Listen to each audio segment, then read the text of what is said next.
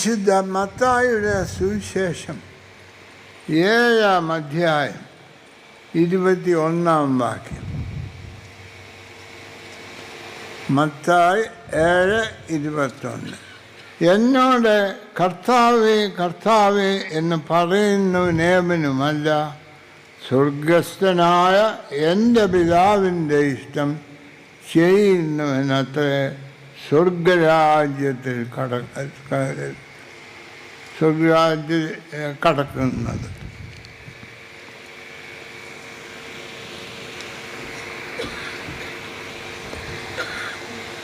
കർത്താവായ യേശു ക്രിസ്തുവിൻ്റെ ഈ മാനദണ്ഡം അനുസരിച്ച് ഇന്നത്തെ യോഗത്തിൽ എത്ര പേര് സംബന്ധിക്കുന്നു? സ്വർഗത്തിൽ പോകുന്ന എത്ര പേര് സംബന്ധിക്കും?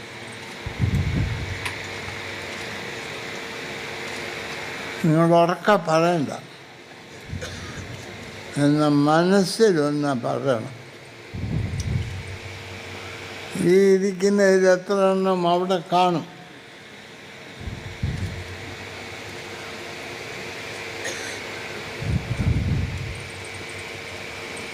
ഇവിടെ ഞാൻ ഇരിക്കുന്നത് കൊണ്ട് ഇരിക്കുന്നവരെന്ന് പറഞ്ഞാൽ മതി. നിൽക്കുകയായിരുന്നേ അതുകൊണ്ടാണ് ഞാൻ നിൽക്കുകയായിരുന്നേ ഇരിക്കുന്നവരും നിൽക്കുന്നവരിലെന്ന് പറയേണ്ടി വരുമായിരുന്നു. കഴിഞ്ഞ 100-ലധികം വർഷം കൊണ്ട് മാതാമൻ കൺവെൻഷൻ ദൈവത്തിൻ്റെ സൃഷ്ടിയായ ലോകത്തിൽ എന്ത് സാധിച്ചു?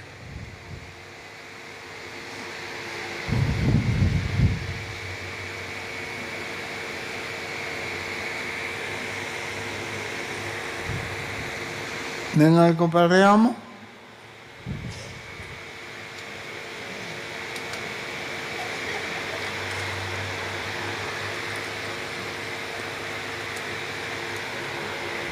കർത്താവായ യേശു ക്രിസ്തു പ്രസംഗിച്ചുകൊണ്ട് നിന്നപ്പോൾ രണ്ട് ശിഷ്യന്മാർ വന്ന് പറഞ്ഞു, നിന്റെ അമ്മയും സഹോദരന്മാരും നിന്നെ അന്വേഷിച്ച് വന്നിരിക്കുന്നു. ഉടനെ കർത്താവിൻ്റെ ചോദ്യം, എൻ്റെ അമ്മയും സഹോദരന്മാരും ആരാണ്? 10-30 വർഷമായതിന് ശേഷമാണ് കർത്താവ് പരസ്യ ശുശ്രൂഷ ആരംഭിച്ചത്. എന്നിട്ടും അമ്മ ആരാ അറിയാൻ വയ്യ. ആ കർത്താവിൻ്റെ നാമത്തിൽ പ്രസംഗം നടത്താനുള്ള ആളിപ്പഴിവുണ്ട്. കേൾക്കുന്നില്ല, അതിന് വരുന്നവരുണ്ട്. ഇതൊക്കെ ഒരു നല്ല പരിപാടിയാണോ?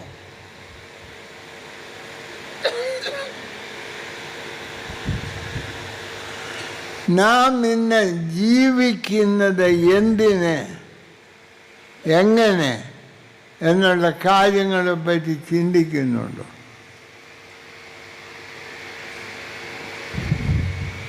കർത്താവ് പറഞ്ഞു, എൻ്റെ അമ്മയും എൻ്റെ സഹോദരനും എൻ്റെ പിതാവിൻ്റെ വാക്ക് കേട്ട് ജീവിക്കുന്നവരാണ്. ശരിയാണ്. കന്യക മറിയാം എങ്ങനെ യേശു ക്രിസ്തുവിൻ്റെ അമ്മയായി?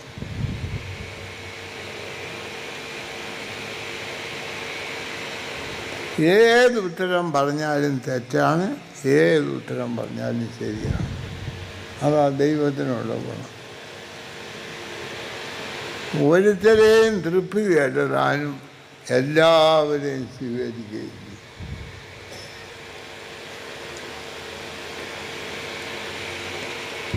കന്യാമറിയാം എങ്ങനെ കർത്താവിൻ്റെ അമ്മയായി? നീ ആ പരിശുദ്ധാത്മാവിൽ ഗർഭവതിയാകും. അതിന് നീ തയ്യാറാകണം.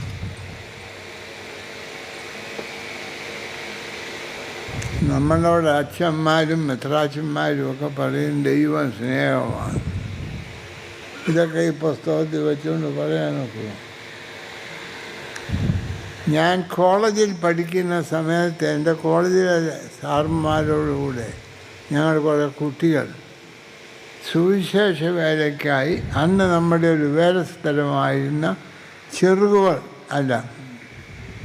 എന്നാ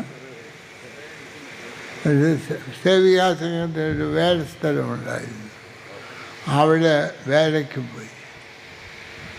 ഞങ്ങൾ ഒരു ദിവസം 4 മണിക്ക് അവിടെ കടൽപ്പുറത്ത് ഇങ്ങനെ കിടക്കുമ്പോൾ 3-4 സ്ഥലത്തെ യുവാക്കന്മാർ വന്നു.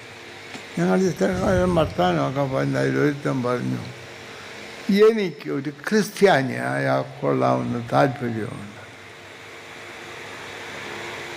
ഞാൻ ഇപ്പം ഇത്രയും നാളിലുള്ളിൽ എല്ലാവരും മനസ്സിലാക്കിയതുപോലെ വലിയ ബുദ്ധിമാനല്ല.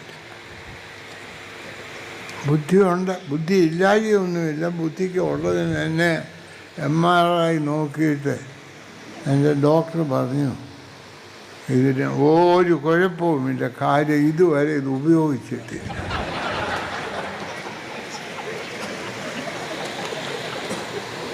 ഞാൻ അവൻ എന്നോട് പറഞ്ഞു എനിക്ക് ക്രിസ്ത്യാനോ. ഞാൻ പറഞ്ഞു, അപ്പം എനിക്കങ്ങ് വലിയ സന്തോഷമായിപ്പോയി. ഞങ്ങളുടെ സാർ ഉറങ്ങുവാണ്, ഞങ്ങൾ 4 പിള്ളേരേ ഉള്ളൂ അവിടെയൊക്കെ. അപ്പോൾ എൻ്റെ പ്രവർത്തനം കൊണ്ട് 4 പേര് ക്രിസ്ത്യാനിയായല്ലോ എന്ന് വിചാരിച്ചു വലിയ സന്തോഷിച്ചിരുന്നു.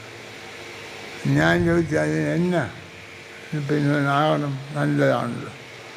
അപ്പോൾ അവൻ പറഞ്ഞു, എൻ്റെ പെങ്ങളുടെ കല്യാണം കഴിഞ്ഞിട്ടില്ല, അത് കഴിഞ്ഞിട്ടാണ്. ഞാൻ പറഞ്ഞു, ഞങ്ങളുടെ ഇവിടെയും കല്യാണമൊക്കെ ഉണ്ട്, എല്ലാം നടത്താം, പ്രാർത്ഥനയുണ്ട്, എല്ലാം ഉണ്ട്. അതല്ല, ആ യേശു ക്രിസ്തു എന്ന് പറയുന്ന ആളുണ്ടല്ലോ, അതിൻ്റെ അമ്മ കല്യാണം ഓർത്തേച്ച് വേറെ ഗർഭം ധരിക്കും. ആ യേശു ക്രിസ്തു വീട്ടിൽ വന്നാൽ കല്യാണം കൂടാതെ പെങ്ങൾ ഗർഭവതിയാവും. അപ്പോൾ അതവിടെ ഭാവിക്ക് ദോഷമാണ്. അതുകൊണ്ട് ഞാൻ അവിടെ കല്യാണം കഴിച്ചിട്ട് ക്രിസ്ത്യാനിയാണ്. അവന് മനസ്സിലായി ഞാൻ കുരുങ്ങി. ഞാൻ പറഞ്ഞു, അത് മതി, നല്ലതാണെന്ന് പറഞ്ഞു. ഞാൻ മണപ്പുറത്ത് വന്ന് വീട്ടിലോട്ട് പോകും. സുവിശേഷ വരെ അവസാനം. എന്തുകൊണ്ട്? യേശു ക്രിസ്തു ലോകത്തിന് നൽകുന്ന ദാനം എന്തെന്ന് ആ ഹിന്ദു സ്നേഹിതൻ എന്നെ പറഞ്ഞ് പഠിപ്പിച്ചു. അവൻ പറഞ്ഞത് ശരിയാണെന്ന് യേശു ക്രിസ്തു പറഞ്ഞു. എൻ്റെ പിതാവ് പറയുന്നതെല്ലാം അനുസരിക്കുന്നവനാണ് എൻ്റെ പിതാവ്, എൻ്റെ അമ്മ, എൻ്റെ സഹോദരൻ. ഞാനൊരു സംഗതി ചോദിക്കട്ടെ. ഇന്ന് നിങ്ങളുടെ എല്ലാം പടമെടുത്ത്, നമ്മുടെ എല്ലാം പടമെടുത്ത് സ്വർഗത്തിലേക്ക് അയച്ചു കൊടുത്ത് ഇതിലെത്ര പേരിപ്പോൾ അവിടെ ഉണ്ടായിരിക്കുമെന്ന് ചോദിച്ചാൽ അതിനിഷ്ടപ്പെടുന്ന ആരെങ്കിലും ഉണ്ടോ? മരിക്കുന്നവരെയും സമാധാനത്തോടെ നോക്കാം. ഞാൻ എല്ലാ ആണ്ടിലും മാരാമൺ കൺവെൻഷന് വരുന്ന ആളാണ് എന്നൊക്കെ പറഞ്ഞ് കഴിഞ്ഞു കൂടുന്ന നമ്മുടെ പടം അവിടെ കാണും. ദൈവം പറയുന്നതെല്ലാം അനുസരിക്കാം. നടക്കുന്ന കാര്യമാണ്. അന്നോ നിങ്ങളിൽ ആർക്ക് ധൈര്യത്തോട് പറയാം, ദൈവം പറയുന്നതെല്ലാം ഞാൻ അനുസരിക്കുന്നുണ്ട്? നിങ്ങൾ ആർക്ക് പറയാമേലും എനിക്ക് ധൈര്യത്തോട് പറയാം, ദൈവം പറയുന്നതിൽ പകുതി പോലും ഞാൻ അനുസരിക്കുന്നു. അങ്ങനെയുള്ള ആളിൻ്റെ പ്രസംഗം കേൾക്കാൻ ദൈവം പറയുന്നത് ഞാൻ പൂർണ്ണമായി അനുസരിക്കുന്നുവെന്ന് കള്ളമായി ക്ലെയിം ചെയ്യുന്ന നിങ്ങൾ വന്നിട്ടുള്ളതിൽ എനിക്ക് അത്ഭുതമാണ്. നമുക്ക് സാധിക്കേണ്ടത് ദൈവത്തിൻ്റെ അമ്മയും സഹോദരന്മാരും ആയിട്ട്. കന്യമറിയാമൻ ഒരു വിവാഹം നിശ്ചയിച്ചു. ഒരു സാധാരണ കുടുംബത്തിൽ ജീവിച്ച് എന്ത് വലിയൊരു സാധു ഒരു കുടുംബത്തിലെ ആളുകൾ അവരുടെ വലിയ സന്തോഷത്തിൻ്റെ അനുഭവം കല്യാണം. ഞാനൊരു ദളിത് ഇടവകയിൽ ചെന്നു. ഇങ്ങനെ കൈമുത്തുമ്പോൾ ഓരോരുത്തരോടൊക്കെ അവരുടെ ചോദ്യങ്ങളൊക്കെ ചോദിക്കും. ചിലത് ശുദ്ധപോഷത്തരമായിരിക്കും, എന്നാലും ഇങ്ങനെയൊക്കെ ചോദിക്കും. ഞാൻ ഒരു സ്ത്രീ വന്നപ്പോൾ ചോദിച്ചു, നിൻ്റെ ഭർത്താവിന് എന്നാണ് ജോലി? എനിക്ക് 10-12 ചോദ്യമുണ്ട്, അതിങ്ങനെ മാറി മാറി ചോദിക്കും. അപ്പോൾ അവൾ പറഞ്ഞു, അവളങ്ങ് കരഞ്ഞു, ഉത്തരവൊന്നും പറഞ്ഞില്ല. ഞാൻ വിചാരിച്ചു ഭർത്താവ് ആ ഇടയ്ക്കെങ്ങാണ്ട് മരിച്ചതാണ്. ഞാൻ നീ എന്നെ കണ്ടിട്ടേ പോകാം. എല്ലാം കഴിഞ്ഞപ്പോൾ ഞാൻ അച്ഛനോട് ചോദിച്ചു, അവളുടെ ഭർത്താവ് ഈയിടെ അങ്ങാണ് മരിച്ചതാണ്. അച്ഛൻ പറഞ്ഞു, അവൾ കല്യാണം കഴിച്ചിട്ടില്ല, പിന്നെ എങ്ങനെ ഭർത്താവ് മരിക്കുന്നു? അപ്പം ഞാൻ ചോദിച്ചു, നീ എന്തിനാണ് കരഞ്ഞതെന്ന് ചോദിച്ചു. ഉടനെ പറഞ്ഞു, തിരുമേനി എന്നോട് പറഞ്ഞു, നിൻ്റെ ഭർത്താവ് എന്ത് ചെയ്യുന്നു? എൻ്റെ തിരുമേനി ഒരു കല്യാണോലോചന വന്നു. 1,00,000 വീട്ടിൽ, സ്വന്തം പേരിലല്ല വേറൊരുത്തൻ്റെ വീട്ടിൽ, 1,00,000 വീട്ടിൽ താമസിക്കുന്ന ഒരുത്തനാണ്. അവന് എന്നെ കെട്ടണേ 1,00,000 രൂപ കൊടുക്കണം. എൻ്റെ ആയുസ്സിൽ 1,00,000 രൂപ ഉണ്ടാക്കാൻ നോക്കി. അതിൻ്റെ അർത്ഥം കല്യാണം കഴിക്കാനോ സാധിക്കാത്ത ആളിനോട് തിരുമേനി നീ നിൻ്റെ ഭർത്താവിന് എന്നാ ജോലി എന്ന് ചോദിച്ചാൽ ഞാൻ എങ്ങനെ ഉത്തരം പറയും? എനിക്കറിയാമോ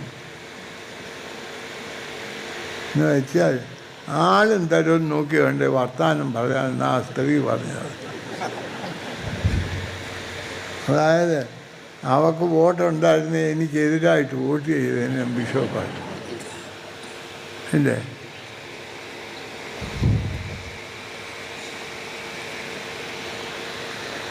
അതായത് ആ ആളിന് വിവാഹം കഴിക്കാൻ നിവൃത്തിയില്ല, കാരണം കുറച്ച് രൂപ വേണമെന്ന് പറഞ്ഞു.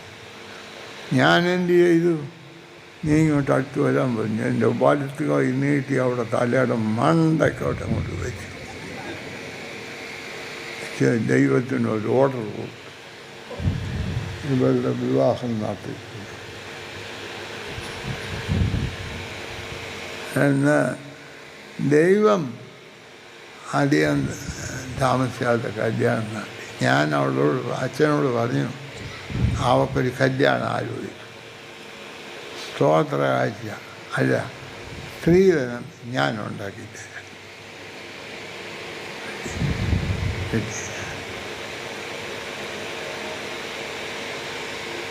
ആ സ്ത്രീയെ ഈ കുർബാനയും കൊടുത്തേച്ച് നിങ്ങളെല്ലാം ദൈവം അനുഗ്രഹിക്കട്ടെ, കർത്താവിൻ്റെ കൃപ ലോകാവസാനത്തോളം നിങ്ങളോടുകൂടെ ഇരിക്കട്ടെ എന്ന് പറഞ്ഞ് ഒന്നും ചെയ്യാതെ പോകാൻ ധൈര്യമുള്ള ആൾ മാർത്തോമാ സഭയുടെ മെത്രാപ്പൊലീത്തായിരിക്കുന്നത് നല്ലതാണോ?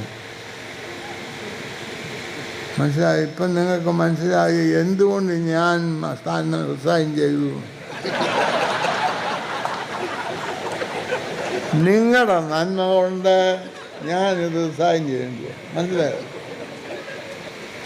നിങ്ങളോട് പറഞ്ഞാൽ സാധിക്കും. ദൈവത്തിൻ്റെ ഇഷ്ടം ആരോഗ്യമുള്ള എല്ലാ ആളുകളും വിവാഹം കഴിക്കണം. അല്ലെ പിന്നെ മെത്രാന്മാരാണ്. ഒന്നി ഭാര്യയുടെ ഉപദ്രവം അല്ലെ സഭയുടെ ഉപദ്രവം, ഏതേലും ഒന്നുണ്ടായിരിക്കണം. അല്ലേ? ഇന്ന് ജീവിതമാക്കാൻ നാം ലോകത്തിൽ എന്ത് ശുശ്രൂഷ നിർവഹിക്കും? മനുഷ്യൻ ലോകത്തിൽ ജനിക്കുന്നത് ദൈവത്തിൻ്റെ പ്രവൃത്തി. അവൻ ലോകത്തിൽ വളർന്ന് പൂർണ്ണതയിൽ വരുന്നത് മനുഷ്യൻ്റെ. ഇന്ന് നമ്മുടെ ചുറ്റുപാടുമുള്ള ആളുകൾക്ക് ജീവൻ്റെ പൂർണ്ണതയിലേക്ക് വരുന്നതിന് ഈ മാരാമൺ കൺവെൻഷൻ എന്നോ ക്രമീകരണം ചെയ്യുന്നു.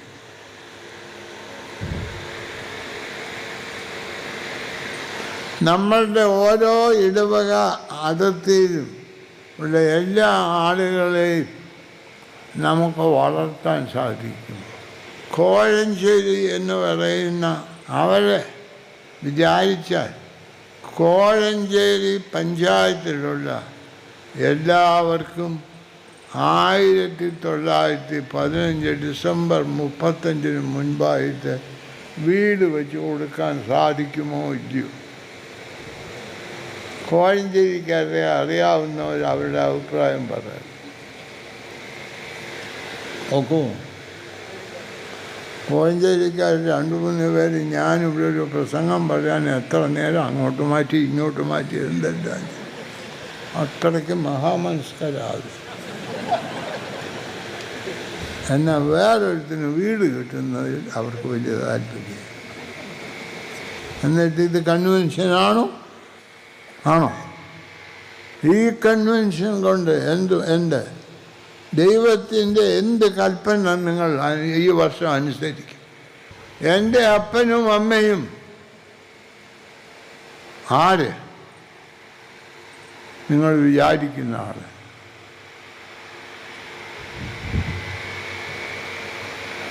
ഞാൻ ജനിച്ച കാലത്തായിരുന്നെങ്കിൽ പറഞ്ഞേനെ, എൻ്റെ അപ്പനെയും അമ്മയെയും ഞാൻ സ്നേഹിക്കുന്നത് പോലെ എല്ലാ മനുഷ്യരെയും സ്നേഹിക്കാൻ പഠിപ്പിക്കണം. ഇപ്പോൾ പറയാൻ ധൈര്യമില്ല. ഇപ്പം അപ്പനെയും അമ്മയെയും ദ്വേഷിക്കുന്നത് പോലെ എല്ലാവരെയും ദ്വേഷിക്കരുതെന്ന് പറയും. അപ്പനെയും അമ്മയെ സ്നേഹിക്കാൻ അറിയാവുന്ന എത്ര പേര് ഇവിടെ ഇരിപ്പുണ്ട്? എൻ്റെ കൂടെ പഠിച്ച ഒരു കുട്ടി കുറേ നാളുകൾക്ക് മുമ്പ് എൻ്റെ പേർക്ക് ഒരു എഴുത്തയച്ചു. തിരുമേനി, എൻ്റെ പടം മനോരമയിലൊന്നിടണം, അതിന് തിരുമേനി ഒരു ശുപാർശ ചെയ്യണം. ഞാൻ ഫോണിൽ ചോദിച്ചു, നീ ജനിച്ച ഒരു നല്ല കാര്യം നീ പറ. ഇടുമ്പോൾ പറയണ്ട, നിൻ്റെ പേര് ഇടണമെങ്കിൽ ഒരു നല്ല കാര്യം നീ പറ. ഒന്നും പറഞ്ഞു, തിരുമേനിക്കറിയാൻ വയ്യായോ? ഞാൻ പറഞ്ഞ വയ്യ. ഇപ്പോൾ നിയമം അനുസരിച്ച് 80 വയസ്സ് ഏതാണ്ടാകുമ്പോൾ അപ്പനെയും അമ്മയും വാർദ്ധക്യ പെൻഷൻ വാങ്ങിച്ചു കൊടുത്ത് ഹോമിലാക്കാം. ഞാൻ അമ്മയെ അങ്ങനെ ഒരു ദിവസം പോലും അവിടെ കാണാൻ കൊണ്ടുപോയെന്നല്ലാതെ എന്നും ഞാൻ അമ്മയ്ക്ക് ഭക്ഷണം കൊടുക്കുന്നു. മനസ്സിലാകുന്നു? ഇന്ന് നിയമമനുസരിച്ച് നിർബന്ധിക്കാനില്ലാത്ത കാര്യം ഞാൻ ചെയ്യുന്നത് പുണ്യകൃത്യമായി മനോരമയിലിടണം എന്ന് പറയുന്നതായ സ്നേഹിതന്മാരുടെ മെത്രാനാണ് ഞാൻ. ലോകം ഇന്നുണ്ടോ? ഉണ്ടോ? നിങ്ങൾ ജനിച്ചപ്പോഴത്തെ ലോകം ഇന്നുണ്ടോ? ഇതിങ്ങനെ ആക്കിയതാണ്. ഇന്ന് ഈ ലോകം ഈ ഇതാക്കിയതിൻ്റെ ഒരു പ്രധാന പങ്ക് മാരാമൺ കൺവെൻഷനാണ്. നിങ്ങൾ സ്വീകരിക്കുമോ ഇല്ലയോ? ഞാനും നിങ്ങളും ഈ സഭയുടെ അംഗങ്ങളായിരിക്കുന്നതാണ് ഇന്ന് ദൈവത്തിൻ്റെ വലിയ പ്രശ്നം.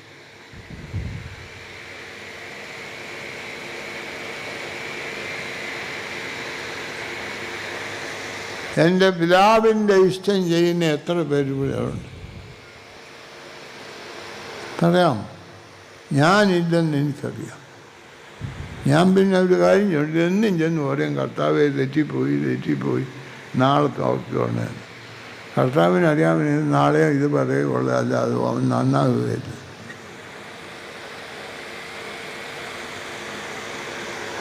അങ്ങനെ എൻ്റെ പ്രസംഗം കേട്ട് ജീവിക്കുന്ന നിങ്ങൾ നന്നാകാൻ പോകുന്നു. ആരെ എൻ്റെ അമ്മ, ആരെ എൻ്റെ സഹോദരൻ?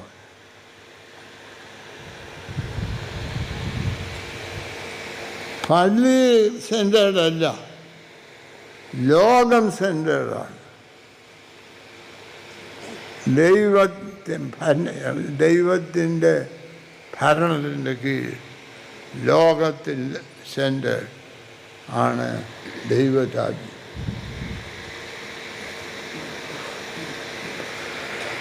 ദൈവത്തെ നമ്മൾ അനുസരിക്കുക എന്ന് പറഞ്ഞാൽ എന്താണ്? എന്നെ പിതാവേ പിതാവേ എന്ന് പറയുന്നതല്ല. ദൈവത്തെ പറ്റി ശരിയായ കാര്യം ഇന്നലെ രാവിലത്തെ മീറ്റിങ്ങിൽ മെത്രാന്മാരുടെയൊക്കെ ലേറ്റസ്റ്റ് മെത്രാൻ ഇതാണ് പ്രസംഗിച്ചത്. അദ്ദേഹം വലിയ എങ്ങാണ്ടൊക്കെ വെളിയിലുമൊക്കെ പോയി പഠിച്ച ആളാണ്. അദ്ദേഹം എന്താ പറഞ്ഞ് സക്കായിയാണ് നല്ലവന്. ഞങ്ങൾ പഠിച്ച കാലത്തായിട്ട് കുഴപ്പക്കാരനായി.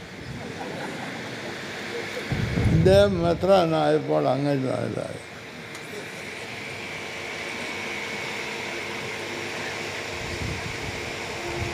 എനിക്ക് പറയാനുള്ള സംഗതി ഈ മാതാമൺ കൺവെൻഷൻ ദൈവത്തിൻ്റെ വകയാണോ മാർത്തോമാക്കാരുടെ വകയാണോ?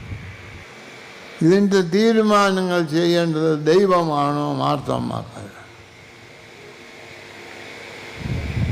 നിങ്ങളുടെ ഭവനത്തിലെ, എൻ്റെ ഭവനത്തിലെ തീരുമാനങ്ങൾ ആര് ചെയ്യണം? നമുക്ക് ഇന്ന് പ്രാർത്ഥിക്കണം, കർത്താവേ, അവിടുന്ന് ലോകത്തോട് പറഞ്ഞതുപോലെ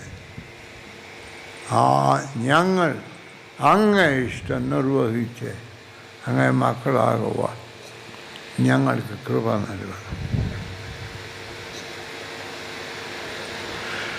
ഈ ദൈവമായ ക്രിസ്തുവേശിയിലുള്ള മനസ്സ് തന്നെ നിങ്ങളിലും ഉണ്ടായിരിക്കട്ടെ. അവൻ ദൈവത്തോടുള്ള സമത്വം മുറുകെ പിടിച്ചുകൊള്ളണമെന്ന് വിചാരിക്കാതെ തന്നെത്താൻ വെറുമയാക്കി ക്രൂശിലെ മരണത്തോടും നമ്മെ ഉപേക്ഷിക്കുകയും ദൈവത്തെ അനുസരിക്കുകയും ചെയ്യണം.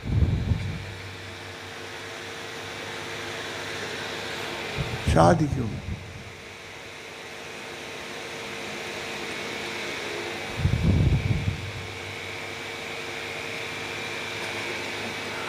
നമുക്ക് മറ്റുള്ളവരുടെ കണ്ണിലെ കോല് കാണാം, നമ്മുടെ കണ്ണിലെ കരട് കാണാം.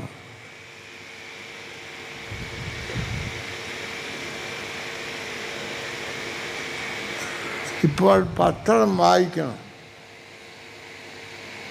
ഞാനിപ്പോൾ സന്തോഷിച്ചിരിക്കുകയാണ്.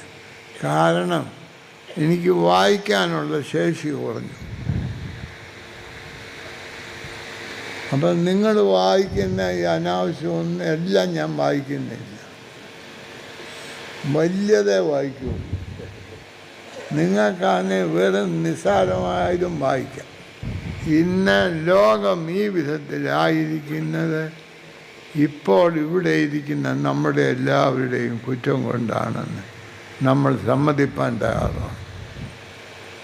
എന്നാൽ ക്രിസ്തു പറഞ്ഞത് തന്നെ, എന്നെ അനുസരിക്കാത്ത നിന്നെ എൻ്റെ സഹോദരന് എൻ്റെ അമ്മയും ആക്കാനാണ് ഞാനിവിടെ വന്നിരിക്കുന്നത്. ഈ മാതാമൺ കൺവെൻഷന് വന്നിട്ട് വന്ന പോലെ പോകുന്നവൻ എന്തിനിവിടെ വന്നു? ഇന്നിവിടെ പ്രസംഗിക്കുന്ന ക്രിസ്തോസ്റ്റൻ തിരുമേനി ഇവിടെ നിന്ന് ഇറങ്ങിപ്പോകുമ്പോൾ വന്നതുപോലെ മാത്രമാണ് പോകുന്നതെങ്കിൽ ഇദ്ദേഹം ഇദ്ദേഹം കൊണ്ട് എന്തിനു പ്രസംഗിപ്പിച്ചു? ഇദ്ദേഹം എന്തിനു പ്രസംഗിച്ചു? അറിവില്ലാഞ്ഞിട്ടാണോ? കർത്താവ് പറഞ്ഞു, നിങ്ങൾക്കെല്ലാവർക്കും എൻ്റെ മാതാവിനെ പോലെ എന്നോട് ബന്ധപ്പെടാൻ സാധിക്കും. ഇതാണ് സുവിശേഷം.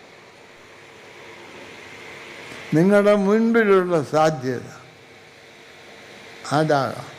ദൈവത്തിൻ്റെ സഹോദരനാണ്.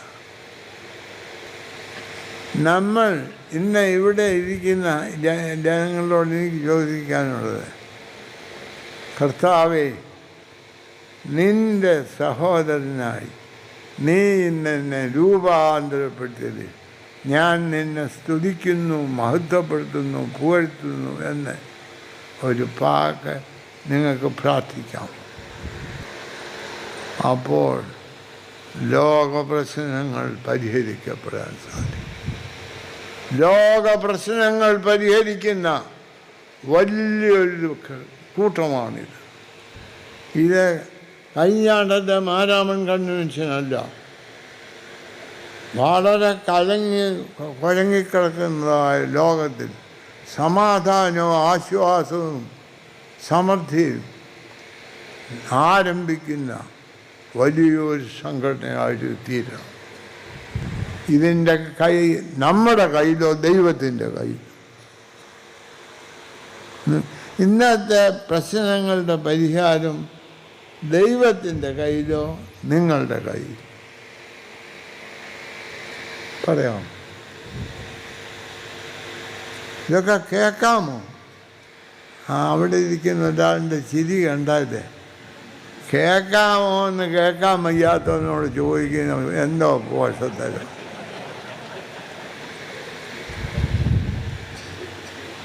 ആണോ? നമുക്ക് ചരിത്രം സൃഷ്ടിക്കും. ഇന്നിവിടെ എല്ലാവരും തങ്ങൾ പറയുന്നു, ഞാൻ ദൈവത്തിൻ്റെ സഹോദരൻ. ഇത്രയും പറഞ്ഞ സഹോദരന്മാർ തമ്മിൽ അടിപിടി ഇടുകയാണ്. എൻ്റെ അമ്മച്ചി വളരെ വണ്ണമുള്ള ആളായി. അപ്പോൾ അമ്മച്ചിയോട് ഞാൻ പറയും, അമ്മച്ചിയുടെ ആരോഗ്യം ശരിക്കും സൂക്ഷിക്കുന്നത് ഞാനാണ്, മറ്റേ അവരെക്കാളൊക്കെ എനിക്കാണ്. കാരണം എന്നും എൻ്റെ അമ്മച്ചി എന്നെ അടിക്കും. അടിക്കാൻ ഓടുമ്പോൾ ഞാൻ ഓടും. അമ്മച്ചി ഒരിക്കലും ജയിച്ചിട്ടില്ല. അമ്മയ്ക്ക് അടിക്കാനൊട്ടുമില്ല, ഞാൻ അടി കൊള്ളാതെ പോരുകയും ചെയ്തു. അത്രയും ഓടിയത് കൊണ്ടാണ്, അല്ലേ അമ്മ നേരത്തെ മരിച്ചുപോയത്. അതുകൊണ്ട് നിങ്ങൾ അമ്മമാർ വിചാരിക്കരുത് ഈ അടി കൊള്ളാത്ത മക്കളൊക്കെ നല്ല മോശക്കാരാണ്. അല്ല, ഈ അടി കൊള്ളാത്തവനേക്കാൾ നല്ലതാണ് അടി കൊണ്ടവനേക്കാൾ നല്ലതാണ് അടി കൊള്ളാത്തവൻ. അവൻ അടിയും കൊണ്ടില്ല, അമ്മയുടെ ആരോഗ്യവും സൂക്ഷിക്കും. എന്നാൽ എൻ്റെ അമ്മയ്ക്ക് എന്നെ വലിയ സ്നേഹം, എനിക്ക് എൻ്റെ അമ്മയെ വലിയ സ്നേഹം. കർത്താവ് പറഞ്ഞത്, നിനക്ക് വേണ്ടി ഞാൻ ജീവൻ വച്ചിരിക്കുന്നു, നീ എനിക്ക് വേണ്ടി ജീവൻ വെക്കണം. എൻ്റെ ഒരു സ്നേഹിതൻ്റെ മകൻ, അവൻ്റെ അമ്മയ്ക്ക് ഈ കിഡ്നിയുടെ പ്രശ്നമുണ്ടായി. 35 വയസ്സുള്ള ഡോക്ടറായ അവൻ്റെ ഒരു കിഡ്നി 75 വയസ്സുള്ള രോഗിയായ അമ്മയ്ക്ക് കൊടുത്തു. എനിക്കത് കേട്ട് വലിയ സന്തോഷമായി. ഞാൻ അവനെ കാണാൻ പോയി.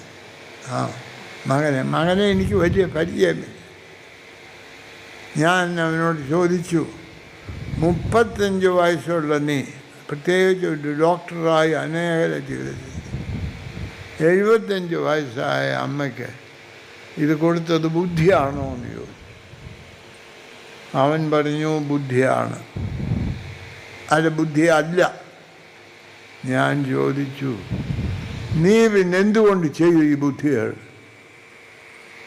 ഉടനെ അവൻ്റെ മറുപടി, തിരുമേനി എന്നോട് ബുദ്ധിയാണോ എന്നേ ചോദിച്ചുള്ളൂ, ശരിയാണോ നല്ലതാണോ എന്ന് ചോദിച്ചു.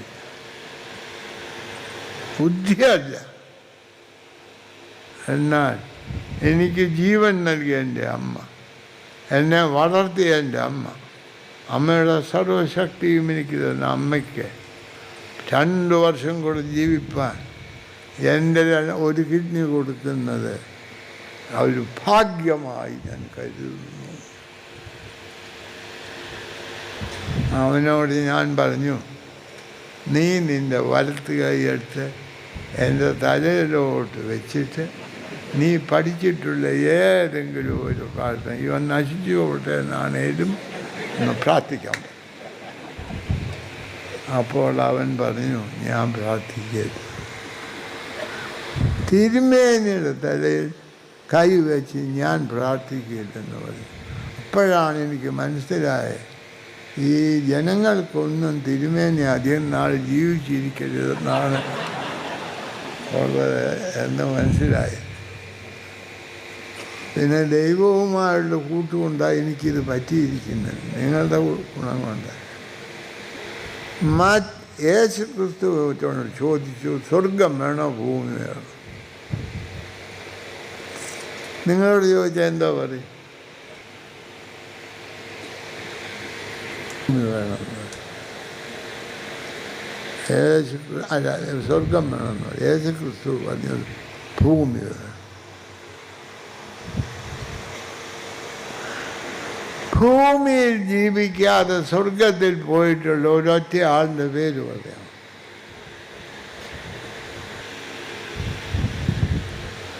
ഞാനൊരു യുവജന സഖ്യത്തിൽ പോയി പ്രസംഗിച്ചു.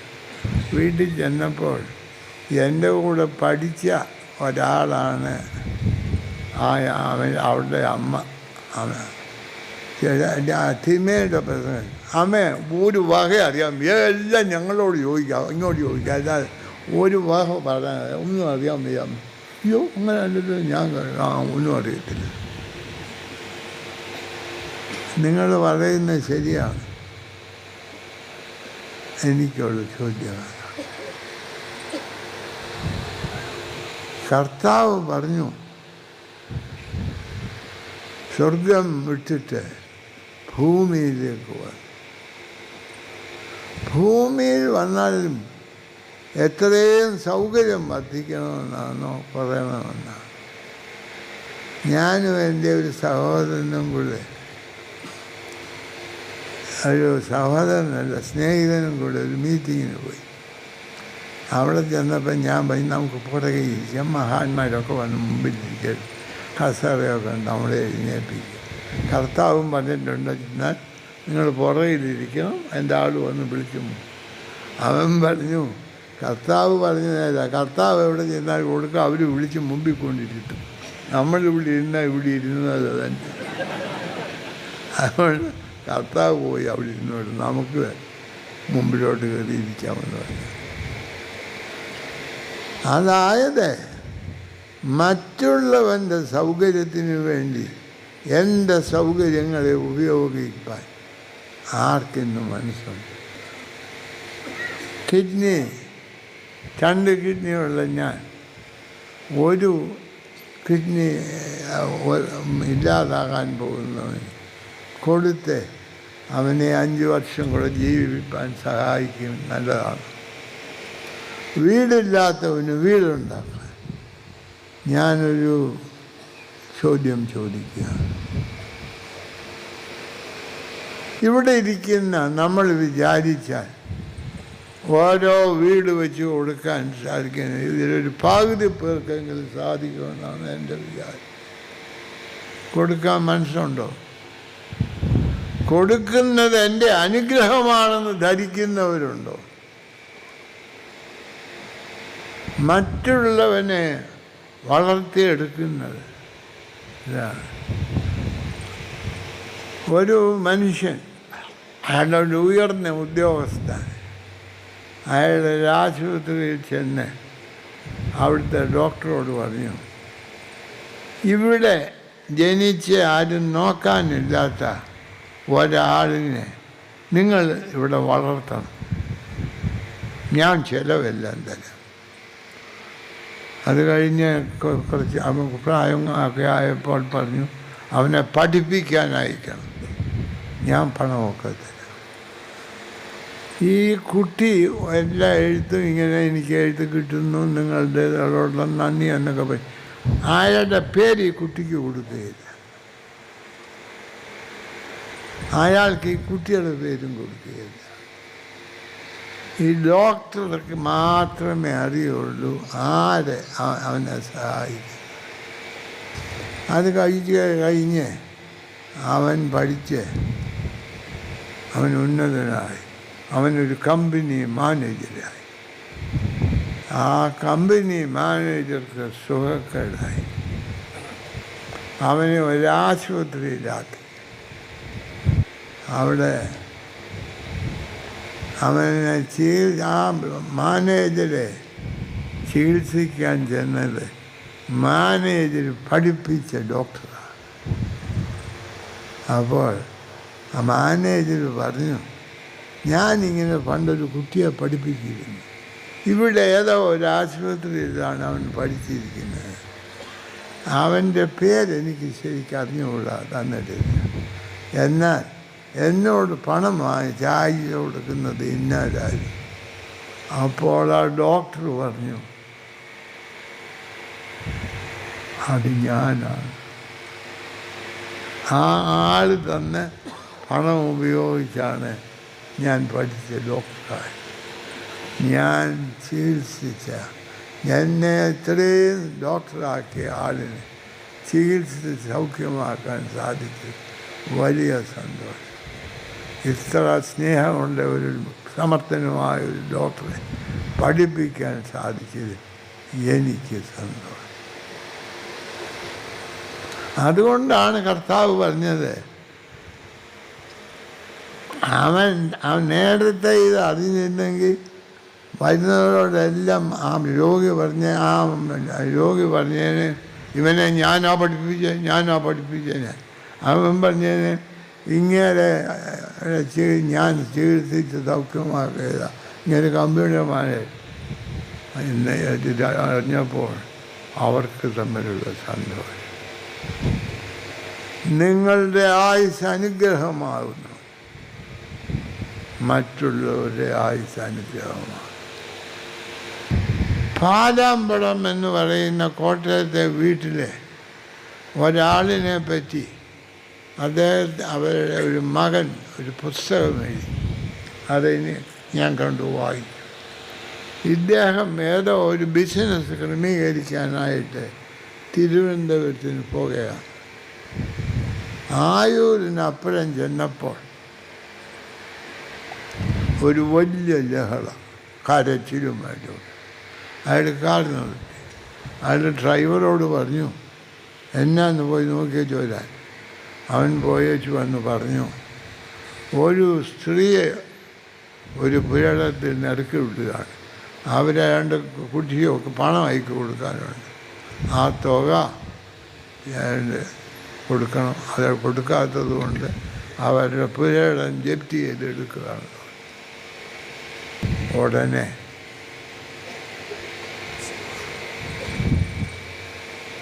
അയാൾ വന്ന് പറഞ്ഞപ്പോൾ അയാളുടെ പേഴ്സും എടുത്തുകൊണ്ട് അങ്ങോട്ട് ചെയ്തു. ആ കോലാഹലമെല്ലാം കണ്ടു.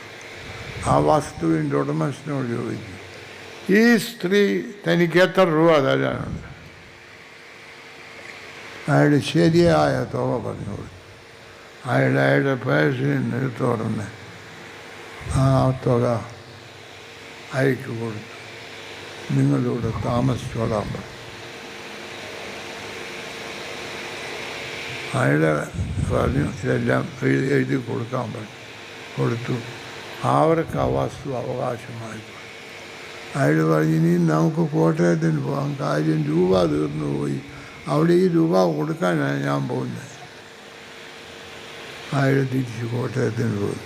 ആ പുസ്തകത്തിൽ ആ കഥ എഴുതിയിട്ട് അയാൾ മാരാമണ്ണ് കൺവെൻഷൻ വന്നിരുന്ന് കേൾക്കുകയും പയ്യെ പോയിൻ്റെ എല്ലാം പിടിച്ചു പറിക്കുന്നില്ലെങ്കിലും പിടിക്കാതെ പറിച്ചെടുക്കുന്നതായിട്ടുള്ള ക്രിസോസ്റ്റം തിരുമേനി പ്രസംഗിക്കുകയും ചെയ്യുന്നു. ആരാണ് ക്രിസ്ത്യാനി? നിങ്ങൾക്ക് പറയാമോ? എല്ലാം ഒരുപോലെ ആയതുകൊണ്ട് എങ്ങനെ അറിയും?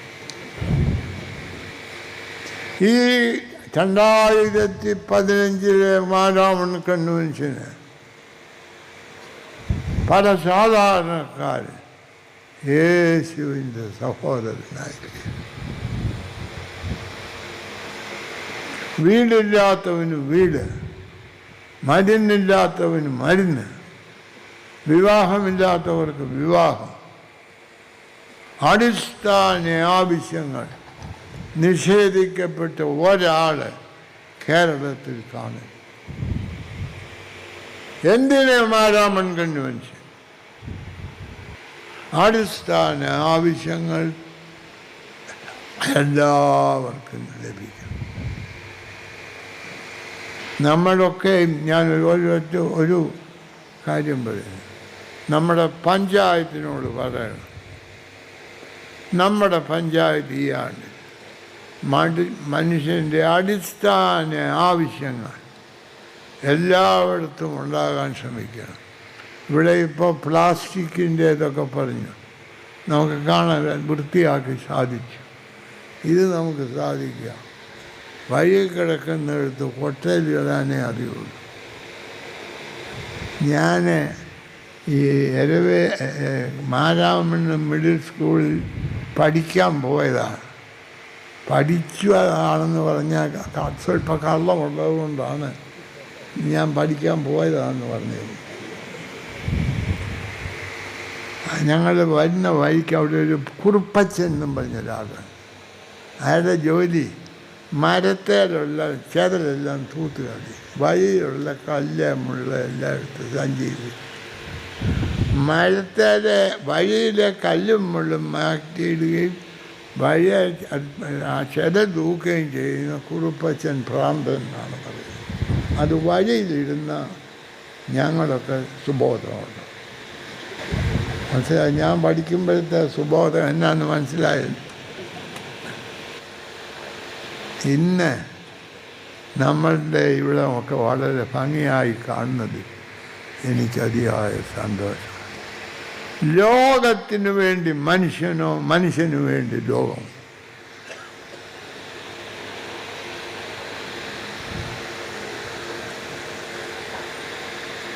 ദൈവം ലോകത്തിനു വേണ്ടി, യേശുക്രിസ്തു ലോകത്തെ സ്നേഹിച്ചത് അല്ലേ? സ്വർഗത്തെയാണോ ലോകത്തെയാണോ സ്നേഹിച്ചത്? തൻ്റെ ഏകജാതനായ പുത്രനിൽ വിശ്വസിക്കുന്ന ഒരുവനും നശിച്ചു പോകാതെ നിത്യമായ ജീവൻ പ്രാപിക്കുന്നതിന് ദൈവം അവനെ നൽകുവാൻ തൻ്റെ മകനെ നൽകുവാൻ തക്കവണ്ണം ലോകത്തെ സ്നേഹിക്കാത്തവനെ സ്വർഗത്തിൽ കയറ്റുമാറ്റി.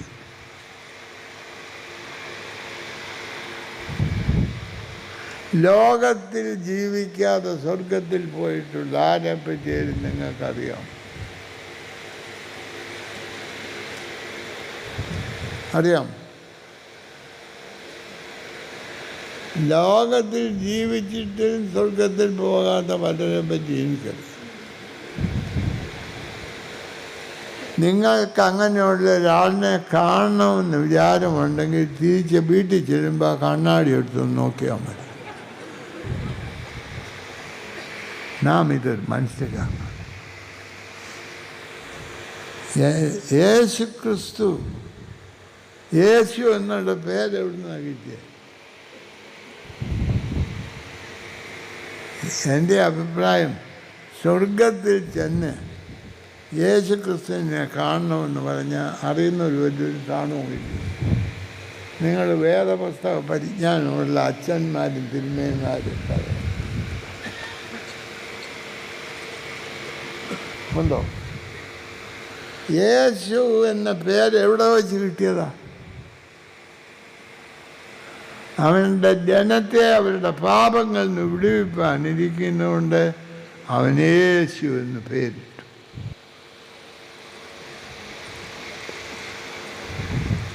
സ്വർഗത്തിൽ കിട്ടിയ പേര് യേശു. സ്വർഗത്തിന് പേര് അല്ല, ഭൂമിയിൽ കിട്ടിയ പേര് യേശു. ഭൂമിയിൽ. ഞാൻ അവസാനിപ്പിക്കാൻ പോവുകയല്ല, അത് അവസാനിക്കുകയല്ല നിങ്ങൾ വിചാരിച്ചുകൊണ്ടിരിക്കുകയായിരുന്നു. എങ്കിലും ഞാനൊരു കാര്യം മാത്രം പറയും. നിങ്ങൾ ഇന്ന് വീട്ടിൽ ചെന്നിട്ട്,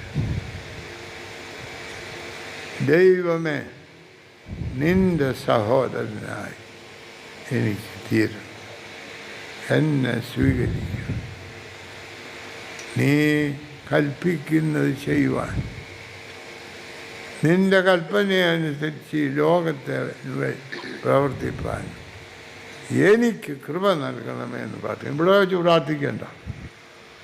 ഇന്ന് വീട്ടിൽ ചെന്ന് വൈകിട്ട് ഉറങ്ങുന്നതിന് മുൻപ് നിങ്ങളുടെ ഭാര്യയും മക്കളെയും കൂടെ വിളിച്ചു കൂട്ടി ആ തിരുമേനിയുടെ പ്രസംഗം ഞാൻ കേട്ടു. ആദ്യം ഉറക്കമായിപ്പോയി, എനിക്കൊന്ന് എന്നാൽ ഒടുവിൽ അദ്ദേഹം ഒരു കാര്യം പറഞ്ഞു. നമ്മുടെ വീട്ടിൽ കൂടി കർത്താവെ നിൻ്റെ സഹോദരൻ അമ്മയുമായി ഞങ്ങളെ രൂപപ്പെടുത്തണം. മാരാമൻ കൺവെൻഷൻ മനുഷ്യനെ ദൈവത്തിൻ്റെ സഹോദരന്മാർ, ദൈവത്തിൻ്റെ ആളുകളുമായി അമ്മയും ആയി രൂപാന്തരപ്പെടുത്തുന്നതിന് സഹായിക്കട്ടെ. അത് നിർവഹിക്കട്ടെ. ശരീരം ദൈവത്തെ